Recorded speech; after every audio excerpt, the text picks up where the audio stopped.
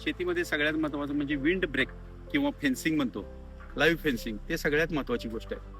ज्यावेळी वाऱ्याचा स्पीड वाढत वाढत जातो उन्हाळ्यामध्ये, त्यावेळी झाडाचा बाष्पीभवनाचा वेग वाढून जातो आणि झाडाच्या कार्यक्षमतेवर परिणाम होतो.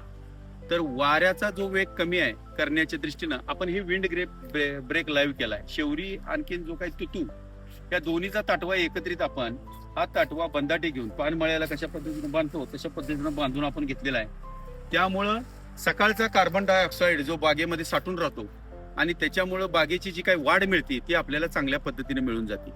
तर त्याकरता windbreak, live windbreak किंवा ज्या ठिकाणी माळावर बागा आहेत किंवा मोकळ्या रानामध्ये बागा आहेत, अशा ठिकाणी बांधाच्या कडेला त्याला विंड ब्रेक करण्याच्या दृष्टीनं आपण प्रयत्न करणं तेवढंच आवश्यक आहे. त्यामुळं आपल्या उत्पादनामध्ये 100% निश्चितच आपल्याला चांगल्या पद्धतीचं उत्पादन मिळू शकतो. फक्त याच्यामधलं सगळ्यात डिसएडव्हान्टेज कोणता आहे, तर याची जी काही मुळे आहे ती मूळ पिकाबरोबर कॉम्पिटिशन करू शकते.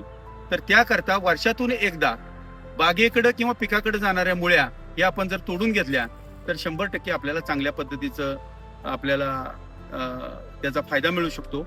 आणि दुसरी गोष्ट वैरण, जनावरांना वैरण किंवा चारा हा सुद्धा आपल्याला चांगल्या पद्धतीनं याचा मिळू शकतो. वर्षातनं साधारणपणे 5 ते 6 कटिंग म्हणजे 1.25 महिन्याला 1 कटिंग आपल्याला जरी धरलं तरी 8 वेळा आपल्याला वैरण याच्यामधनं उपलब्ध होऊ शकतो. तर अशा पद्धतीचं आपण हे विंड ब्रेक केलेलं आहे सर्व बागेच्या भोवती.